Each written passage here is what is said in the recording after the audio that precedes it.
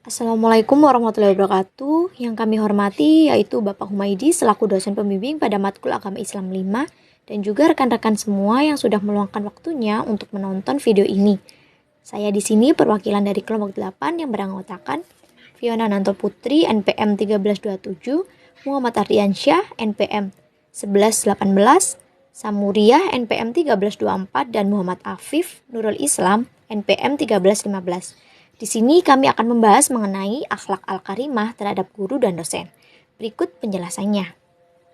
Assalamualaikum warahmatullahi wabarakatuh. Perkenalkan, nama saya Muhammad Afif Nurul Islam. Di sini saya akan menjelaskan tentang apa itu akhlakul karimah.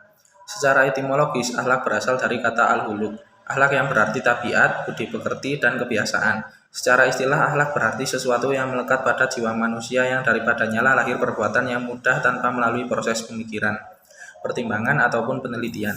Sedangkan dalam ajaran Islam, akhlakul karimah adalah akhlak yang baik dan terpuji, suatu aturan atau norma yang mengatur hubungan antara sesama manusia maupun Tuhan dan alam semesta.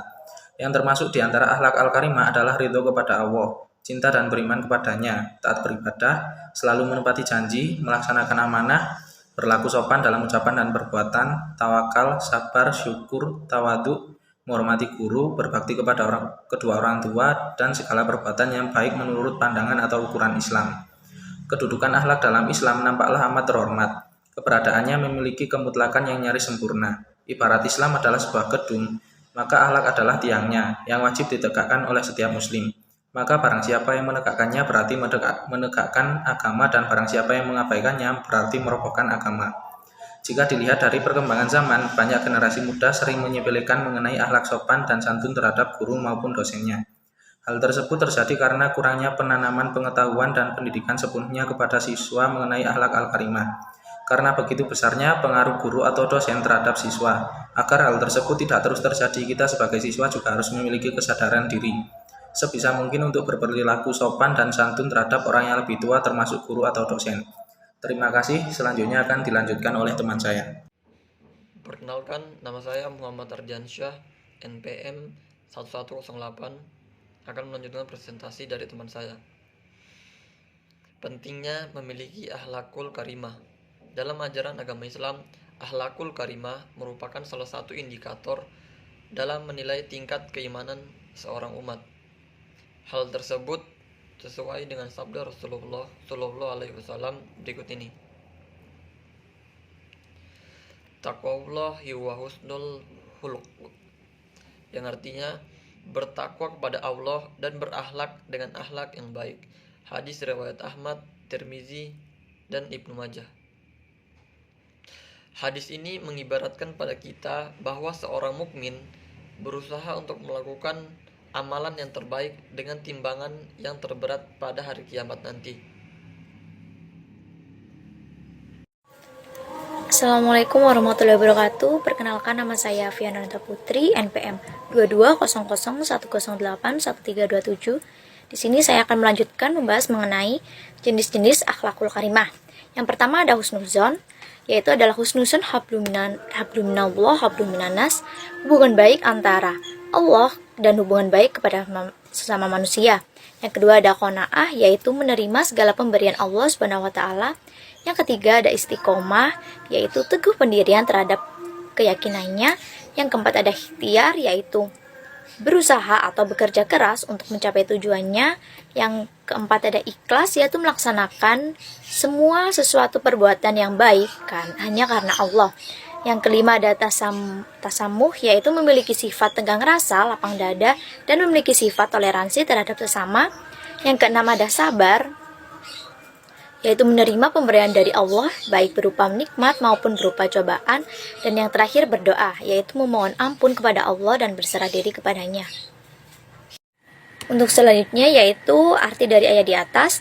Tidak termasuk golongan kami orang yang tidak memuliakan yang lebih tua dan menyayangi yang lebih muda, serta yang tidak mengerti hak orang yang berilmu agar diutamakan pandangannya. Hadis riwayat Ahmad. Sikap saling menghormati sesama manusia merupakan suatu kewajiban seorang muslim kepada saudaranya. Guru ataupun dosen harus diperlakukan dengan baik sesuai dengan haknya. Akhlak serta beradab yang baik merupakan kewajiban yang tidak boleh dilupakan bagi seorang murid kepada gurunya. Mungkin cukup sekian penjelasan dari saya, untuk selanjutnya akan dilanjutkan oleh rekan saya. Terima kasih. Baik, Assalamualaikum warahmatullahi wabarakatuh. Perkenalkan, nama saya Samhuria, akhiran NPM 324. Di sini saya akan melanjutkan penjelasan dari teman saya. Cara membangun akhlak al-karimah pada generasi muda. Ada beberapa cara untuk membangun akhlak karimah di kalangan generasi muda, antara lain: 1. Memperbanyak kajian tentang keutamaan akhlak karimah. Kajian dapat dilakukan dengan online ataupun offline, dan banyak website yang mengguyuhkannya tentang keutamaan memiliki akhlak yang baik. Jika generasi milenial sudah paham tentang keutamaan berakhlak karimah, dengan begitu akan muncul dari dalam dirinya motivasi internal untuk berakhlak karimah. Dalam motivasi ini biasanya akan lebih lama, tidak mudah luntur karena akhlak yang bercerminkan original dan dalam dirinya. 2. Memperbaiki kualitas dan kuantitas ibadah. Ibadah adalah bukti keimanan dan ketakwaan seseorang. Naasnya, jika ibadah seorang bagus, akhlak yang keluar dari dirinya baik ucapan maupun perbuatan juga akan bagus. Pada prinsipnya, luaran dari ibadah adalah akhlak. Jika ibadahnya bagus, akhlaknya juga bagus. Jika ibadahnya kurang bagus, maka akhlaknya juga kurang bagus. 3. Memilah dan memilih komunitas yang bagus, yang memilih kesamaan visi misi dan tujuan hidup. Lingkungan yang bagus akan menambah semangat seseorang untuk memperbaiki kualitas hidupnya. Adapun yang keempat, aktif dalam organisasi keagamaan, yang di dalamnya banyak kegiatan yang dapat memperdalam keagamaan dan dialog antara anggota sehingga menguatkan nilai-nilai keagamaan atau keislaman dalam dirinya. Manfaat mempelajari akhlak al-karimah. Ada beberapa keuntungan jika mempelajari akhlak al-karimah dalam kehidupan kita, di antara lain: 1. Dekatnya pertolongan Allah kepada orang yang berakhlak karimah. Allah menjanjikan pertolongan bagi mereka yang memiliki akhlak yang baik. Ada hubungan timbal balik yang diberikan oleh Allah berdasarkan perilaku seseorang. Orang yang akan memilih budi pekerti yang luhur akan menjadi orang yang luhur pula di mata orang banyak. Begitu juga sebaliknya, orang yang memiliki budi pekerti yang buruk maka akan dilihat buruk oleh sekelilingnya. Sebagai orang yang tidak baik dalam kehidupan masyarakat, praktik budi pekerti dan luhur akhlul karimah bisa diwujudkan dengan cara pergaulan yang baik dengan tetangga misalnya, atau selalu ikut berpartisipasi aktif dengan kegiatan masyarakat dan ramah dengan warga sekitar sehingga ringan tangan atau suka menolong. Orang yang suka menolong sesama pasti akan mudah mendapatkan pertolongan nanti ketika dia membutuhkan, dan orang yang menghormati orang lain pasti akan segan oleh orang lain pula.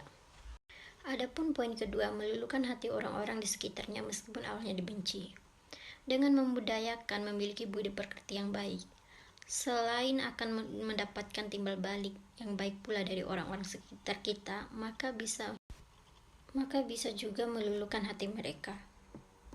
Tidak peduli seberapa benci orang-orang kepada dirinya, namun bila dirinya bisa berinisiatif untuk lebih banyak berbuat baik dan berakhlakul karimah, maka orang-orang akan memperlakukannya dengan baik pula, seperti yang diriwayatkan dalam sebuah hadis Ibnu Qaban dan perintah Allah dalam surat Fussilat ayat 34. Adapun poin ketiga, berat timbangannya di hari kiamat.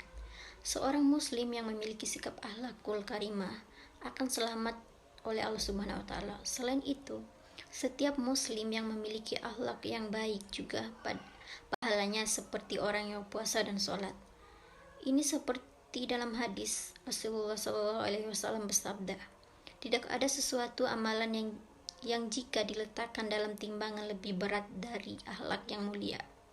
Sesungguhnya orang yang berakhlak mulia bisa menggapai derajat yang rajin puasa dan rajin sholat. Sesungguhnya orang yang berakhlak mulia bisa menggapai derajat yang rajin puasa dan rajin sholat. Demikian presentasi dari kelompok 8. Wassalamualaikum warahmatullahi wabarakatuh. Kesimpulan yang dapat kita ambil dari pembahasan mengenai akhlakul karimah yaitu adalah akhlak yang baik dan terpuji dapat mengatur kita untuk menjadi pribadi yang lebih baik lagi. Dalam proses pembentukan akhlakul karimah, kita menjalankannya harus dengan niat dan ikhlas. Karena ketekunan dan ikhlasan melakukan ibadah mampu menjaga bisikan hawa nafsu. Selain itu, proses pembentukan akhlak karimah adalah dengan mencari ilmu pengetahuan, karena pengetahuan bisa diperoleh dari keseluruhan bentuk upaya kemanusiaan seperti perasaan, pikiran, pengalaman, dan intuisi untuk mengetahui sesuatu tanpa memperhatikan objek, cara, dan kegunaannya. Banyak sekali manfaat yang akan didapatkan saat kita memiliki akhlak yang mulia. Kita akan lebih dekat dengan pertolongan Allah, bisa memiliki banyak teman, mendapatkan pahala besar. Sekaligus, kita dapat dipertimbangkan di hari kiamat kelak, hidup menjadi tentram. Mungkin cukup sekian pembahasan kami mengenai akhlakul karimah terhadap guru dan dosen. Saya perwakilan dari kelompok 8 memohon maaf jika ada salah dalam pengucapan maupun penjelasan. Akhirul kalam, wassalamualaikum warahmatullahi wabarakatuh.